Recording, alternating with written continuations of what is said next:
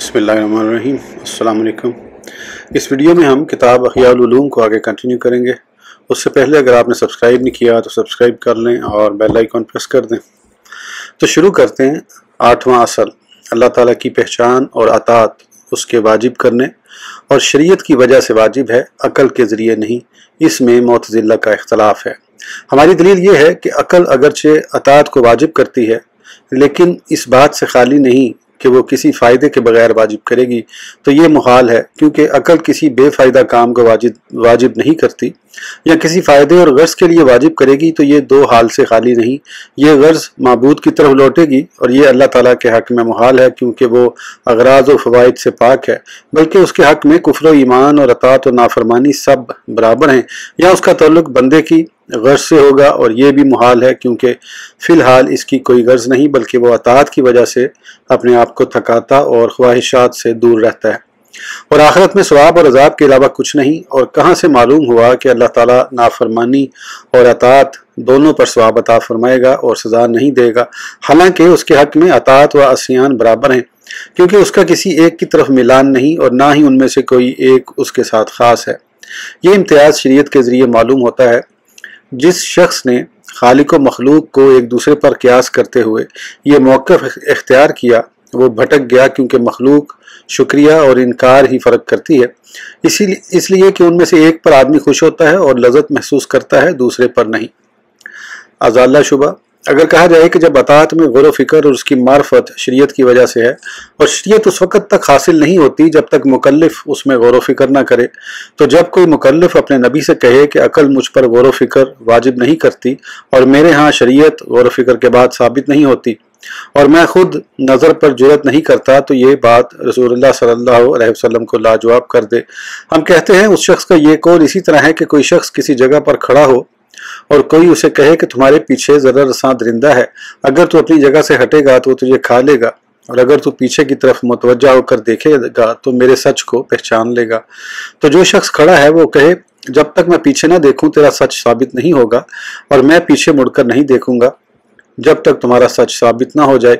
तो ये बात उस कायल की बेवकूफ़ी पर दलालत करती है और वो अपने आप को हिलाकत का निशाना बनाएगा, जबकि रहनुमाई करने वाले का कोई नुकसान नहीं होगा। इसी तरह नबी अकरम सल्लल्लाहु अलैहि वसल्लम फरमाते हैं, तुम्हारे पीछे मौत है और दूसरी जानिब ज़रा रसां दरिंदे और जलाने वाली आग है। अगर तुम मुझसे नहीं बचोगे और मेरे मौजज़ात के ज़रिए मेरी सदाकत को नहीं पहचानोगे तो हलाक हो जाओगे। तो जिसने तवज्जो की उसने पहचान लिया और बचाव इख्तियार करके निजात हासिल कर ली, और जिसने तवज्जो ना की और डटा रहा वो हलाक और तबाह बर्बाद हुआ। और अगर सारे लोग हलाक हो जाएं तो मेरा कुछ भी नुकसान नहीं होगा, मुझ पर तो वाज़े अंदाज में पैगाम पहुंचा देना है। तो शरीयत बताती है कि मरने के बाद हलाक करने वाले दरिंदों से पाला पड़ेगा, और अकल शरीयत के कलाम को समझने का फ़ायदा देती है, और जो कुछ शरीयत बताती है मुस्तकबिल में उसके होने की खबर देती है, और तबीयत नुकसान से बचने की तरगीब देती है। और किसी चीज़ के वाजिब होने का मतलब ये है कि उसका छोड़ना बाइस ज़रर है, और शरीयत के वाजिब करने का मतलब ये है कि वो मुतवक्का नुकसान की पहचान कराती है, क्योंकि अकल ये बात नहीं बताती कि ख्वाहिशात के पीछे चलने से मौत के बाद ज़रर पहुँचेगा। और शरीयत व अकल और वजूब के सिलसिले में उनकी तासीर का ये मफहूम है कि अगर हुक्म खुदाबंदी के छोड़ने पर अजाब का डर ना होता तो वजूब साबित ना होता, क्योंकि वाजिब का यही मायनी है कि जिसके छोड़ने से आखिरत में नुकसान हो। नवा असल, अंबिया कराम अलैहिस्सलाम की बासत मुहाल नहीं है, इसमें ब्राह्मा फ़िरका का इख्तलाफ है। वो कहते हैं इस बासत का कोई फ़ायदा नहीं, क्योंकि अकल उनसे बेनियाज कर देती है। हम कहते हैं कि अकल इन अफ़ाल की तरफ रहनुमाई नहीं करती जो आखिरत में बाइस निजात होंगे, जैसे वो उन अद्वियात की तरफ रहनुमाई नहीं करती जो सेहत के लिए मुफीद हों। तो मखलूक को अंबिया कराम की उसी तरह ज़रूरत है जिस तरह उन्हें डॉक्टरों की ज़रूरत है, लेकिन डॉक्टर की सच्चाई तजर्बे से नबी की सदाकत मौजज़े के ज़रिए मालूम होती है। 10वां असल, बिलाशुबा अल्लाह ताला ने हज़रत मोहम्मद मुस्तफ़ा सल्लल्लाहु अलैहि वसल्लम को आखिरी नबी बनाकर भेजा। आप पहली शरीयतों यानी यहूद व नसारा और सितारा परस्तों के दीन को मनसूख करने वाले हैं।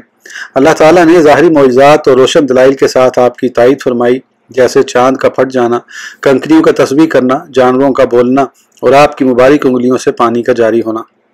आपके ज़ाहिर मौजज़ात में से कुरान पाक है, जिसके ज़रिए आपने कुफ़ार अरब को चैलेंज किया, तो वो बावजूद फसाहत और बलागत के मुकाबला करने की बजाय आपको कैद करने, लूटने, शहीद करने और जिला वतन करने पर तुल गए।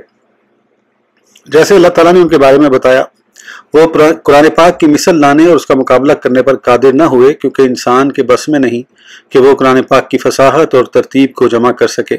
उसके साथ साथ उसमें पहले लोगों की खबरें भी हैं, हालांकि आप किसी से पढ़े हुए नहीं थे और ना ही कुतुब के साथ आपका ताल्लुक था।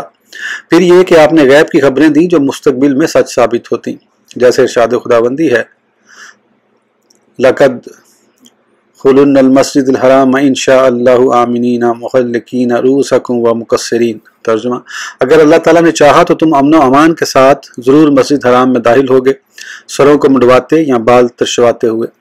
और जैसे फरमाया, तर्जुमा, करीब की ज़मीन में रूमी मगलूब कर दिए गए और वो मगलूब होने के बाद आइंदा चंद बरसों में ज़रूर गालिब आएंगे। रसूलों की सदाकत पर मौजज़े की दलालत की वजह यह है कि जिस बात से इंसान आजिज़ हो वो सिर्फ अल्लाह ताला का फ़ेल होता है। तो जूं जूं नबी अकरम सल्लल्लाहु अलैहि वसल्लम ने उसे बतौर मौजज़ा पेश किया तो गोया वो अल्लाह ताला के उस कौल की तरह हुआ कि आपने सच कहा।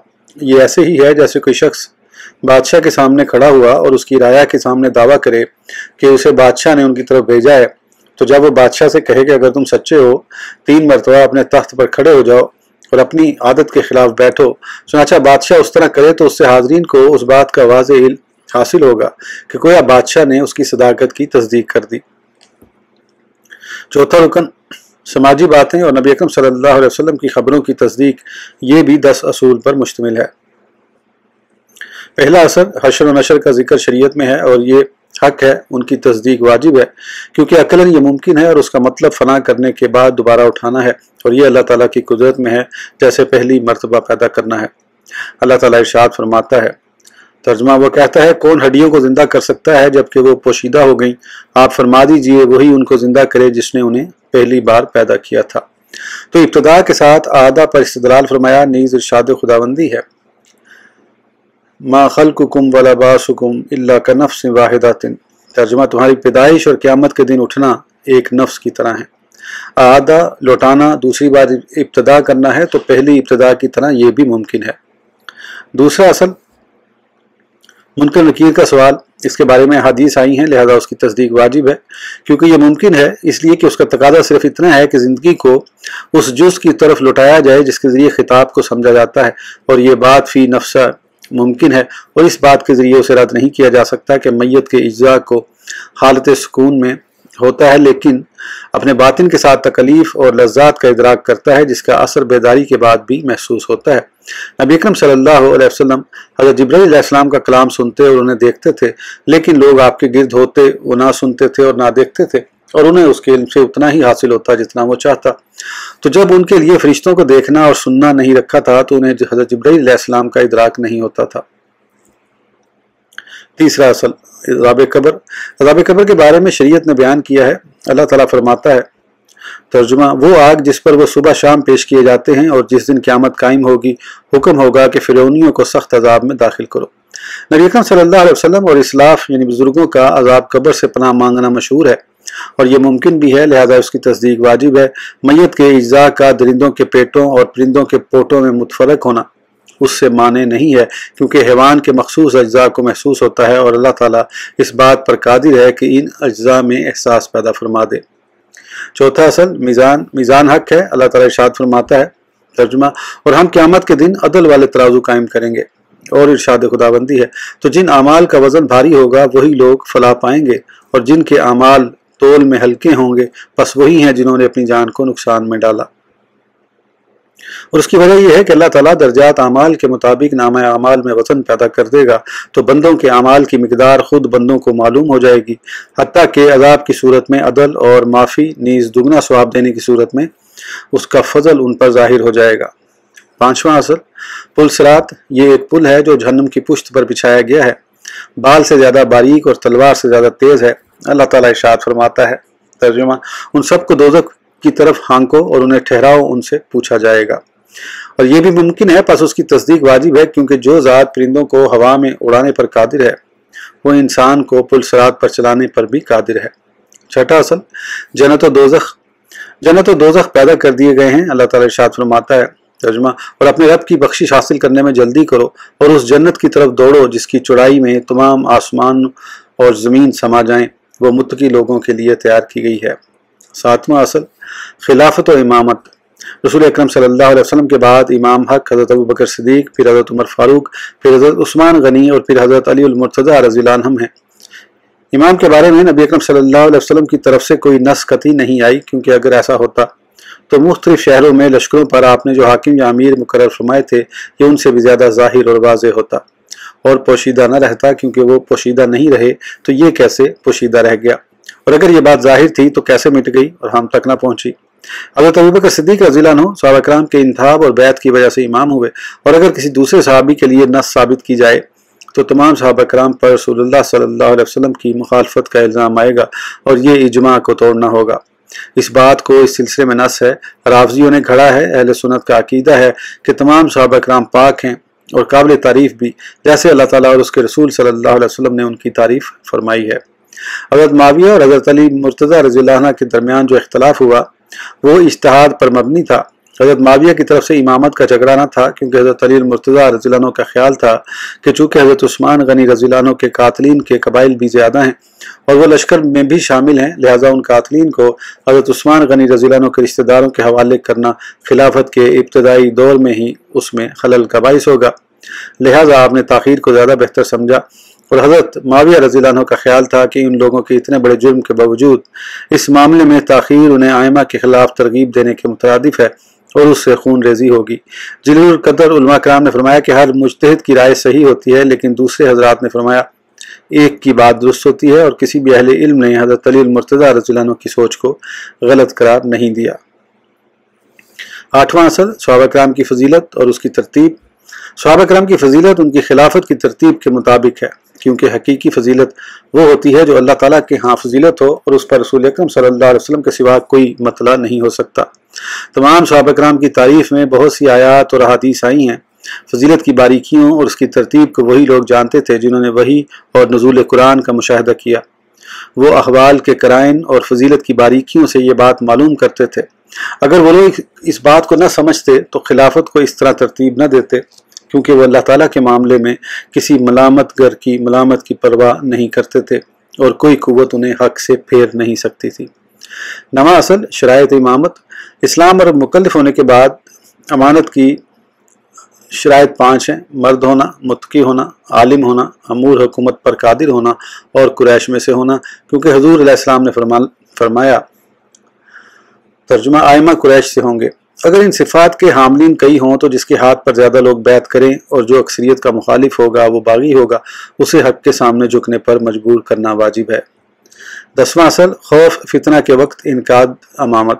جو آدمی امامت کے در پہ ہے، اگر اس میں تقوی اور علم نہ پایا جاتا ہو اور اس کو معزول کرنے میں فتنہ پیدا ہوتا ہو اور اسے دور کرنے کی طاقت نہ ہو تو ہم اس کی امامت کے انعقاد کا حکم دیں گے، کیونکہ یہ دو حال سے خالی نہیں، یہاں تبدیلی کی وجہ فتنہ پیدا کریں گے، اور اس صورت میں مسلمانوں کو جو نقصان ہوگا وہ اس نقصان سے زیادہ ہوگا جو امامت کی شرائط میں کمی کی وجہ سے ہوگا، اور یہ شرائط مصلحت کے لیے زیادہ کی گئی ہیں، لہذا ان اضافی شرائط کی وجہ سے اصل مصلحت کو ختم نہیں کیا جائے گا۔ جیسے کوئی شخص ایک محل بنانے کے لیے پورے شہر کو تباہ کر دے، یا یہ کہ ہم ملک کو امام سے خالی رکھنے کا فیصلہ کریں اور تمام مقدمات میں بگاڑ پیدا ہو جائے، اور یہ محال ہے، اور ہم ضرورت کی وجہ سے اہل بغاوت کے فیصلوں کو نافذ قرار دیتے ہیں، تو حاجت اور ضرورت کے وقت امامت کی صحت کا فیصلہ کیسے نہیں کریں گے؟ تو یہ 4 ارکان جو 40 اصول پر مشتمل ہیں، یہ عقائد کے قواعد ہیں۔ جو شخص ان پر عقیدہ رکھتا ہے وہ اہل سنت کے موافق ہے اور بدعتیوں کے خلاف ہے۔ اللہ تعالیٰ اپنی توفیق سے ہمیں سیدھے راستے پر رکھے اور اپنے احسان، وسیع کرم اور فضل سے حق اور اس کی تحقیق کی طرف ہماری رہنمائی فرمائے۔ ہمارے سردار حضرت محمد مصطفیٰ صلی اللہ علیہ وسلم، آپ کی آل اور ہر منتخب بندے پر اللہ تعالیٰ کی رحمت ہو۔ اس ویڈیو کے لیے اتنا ہی، پھر انشاءاللہ اگلی ویڈیو میں آگے کنٹینیو کریں گے۔ اس وقت تک کے لیے اجازت دیجیے، سبسکرائب کرنا نہ بھولیں۔ اللہ حافظ۔